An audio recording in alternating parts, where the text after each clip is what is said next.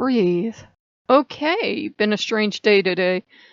You guys know I posted about the bunny book, and I'm so excited that that is coming in, and we will do the reading when I have it come in, because this channel is never going to be monetized in ever, so I don't think we'll have an issue. If we do, if they like reach out and say, hey, we appreciate you sharing and giving a link back, because I'll give a link back to them, but if they tell me no, I'll take it down. But instead of being like, well, I don't agree with you, but that's okay, someone said something very hateful about me being crazy and I should go back on my medication. And I thought, well, no, that's interesting. So I put a report on them, because you cannot post hate speech on YouTube. You can't. Just because you hate what someone says in their video and they make you very angry, you can't sit there and type all the scumbuckety things people type on YouTube. Most people get away with it because you either have multiple accounts and they're like professional YouTube troll, or the owners of that channel are as quick-tempered as I am, and I'm like half rattlesnake. Don't try me.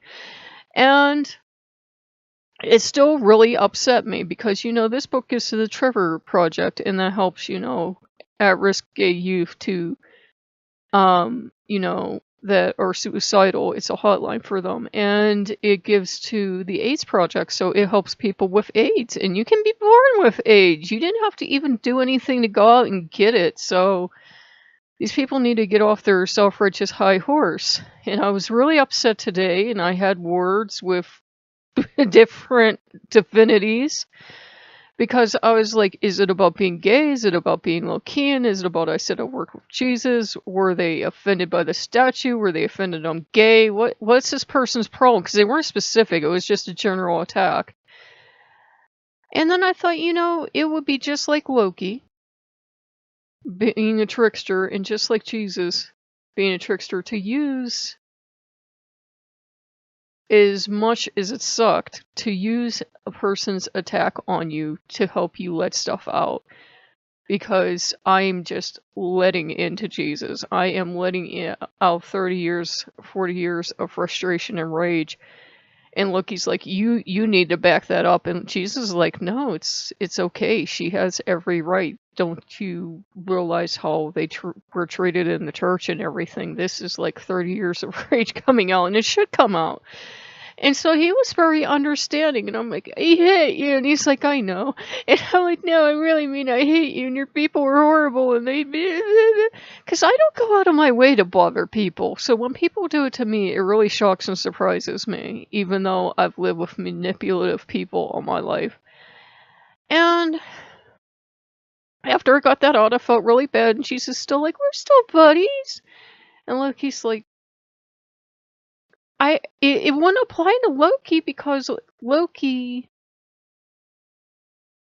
his views of homosexuality would be, in his culture, would have been drastically against the norms anyways, if you remember how people saw him. But basically it was like people didn't care, but you could use gay as an insult, and it was such a bad insult, people could literally kill each other over it. So yeah, if you called a man a passive gay man, it was like killing time. And for Jesus, it's more like Jesus loves everyone anyway, so he's like, I love you. I love this horrible person that attacked you, but I love you too. And everybody else is like, we know Jesus. He's like, that doesn't mean I'm not going to do things when people act bad. And everybody's looking at him like, where did this Jesus come from? And he says, well, you know, there's a difference between absolute love, loving a person unconditionally, and just letting them get away with whatever nonsense they want. You have free will, but it doesn't mean old man consequences isn't going to come to your door. So, you know, that person, for their attack on a person that, you know, I didn't go on their channel, I didn't talk to them, I don't even know them, they got a report. And I went to look them up, because I'm like, not obsessed, but I'm like, okay, before I report you, what is your deal? And I couldn't even find them, so I don't know what their deal was. But I was like, yeah, if you're going to attack me, I'm going to attack you back, especially when it comes to the Trevor Project, because these are gay children that are suicidal because they are going through that on a daily basis and they're near suicide. And I'm like, you know what? You picked the wrong gay elder to mess with. The gay chick's pissed off. And everybody, there's that stereotypical, oh, don't make the lesbians mad. Pansexuals, in a way, were worse. Because we'll think about it for a while before we get mad, and then when we get mad, it's like, game over. But yeah, it was like, you are not hurting the babies of our community. And the funny thing is, I don't think outsiders realize, like, gay people, it's not this big happy family. A lot of gay people can't stand other gay people. It's just like any other community. If you're not the right color, or the right age, or gender, or have enough money, or live in the right place, it's just like any other community. It's not like a big, wonderful gay party where all the gay people love each other. I try not to contribute to drama. I do try to support everybody equally, but at the same time, I'm like, okay, if you're just starting to try to start drama, it's like, it's enough. So you kind of have to walk that fine line, especially since I don't participate in the community. I don't go to parades on purpose because I'm like, pansexuals, like, the normal thing you hear is like, you're like a really confused bisexual or a really confused straight person. It's like, I think I know whether or not I like women. Yeah, pretty sure I do. Straight people might get confused, but not that confused. Though, the funny thing is, one of my mom's favorite authors to come back to writing, Rita Mae Brown, did not believe in, such a thing as, well, she's still with us, did not believe in, such a thing as pure heterosexual, because she was not. But people would try to typify her as lesbian because all of the relationships she'd had, that were public at least, were with women, and she got very angry and resentful. She's like, you don't get to put labels on me. And I'm like, you go, girl. So it's been an interesting day. And then the weirdest video I saw today was a person that claimed they knew gay people were gay because there's plastic in the environment. I'm like, dang. Oh boy. Every bagger everywhere should be gay because there hasn't been paper bags for like, what, 20 years? Like, yeah, there should be like gay pride parades everywhere you shop because they should all be queer enough. I'm like, that's interesting, honey, but it kind of pisses me off too because it feeds into that idea of hetero is normal, gay is abnormal. You don't see too many gigantic studies on why are straight people straight because it's just considered normal. It's considered the right way to be. And anything other is different and bad, scary. So we have to figure out, why did this happen? This terrible thing. How did we fail as a species? It's like, oh my God, you sound like intolerant straight parents. How did we fail you? That's like, really?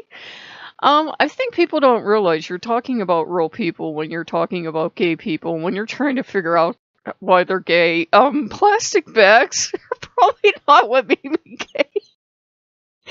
Plastic in the environment didn't make me gay either. And like the plastic, if they're talking about like how much plastic we have in the environment now, that's a pretty recent problem. It doesn't, explain thousands and thousands and thousands and thousands of years of wonderfully gay people. But I digress. It was both insulting and amusing at the same time. It's like, Lordy, I'm gay because there's plastic in the environment. Oh, or your parents raised you wrong. That's another one that, like gay people, you were like looking for the nearest object to hit somebody with, but you can't. So yeah. It was very healing, and that would be a Loki thing to, set you up for a really sucky situation. It doesn't mean, by the way, that you have to stand there and take it. You should stand up for your rights. Don't get violent, but You know, stand up for your rights and say, hey, you can't talk to me like that. I'm a human being, same as you. You may not agree with me or even remotely like me, but that doesn't mean you get to attack me.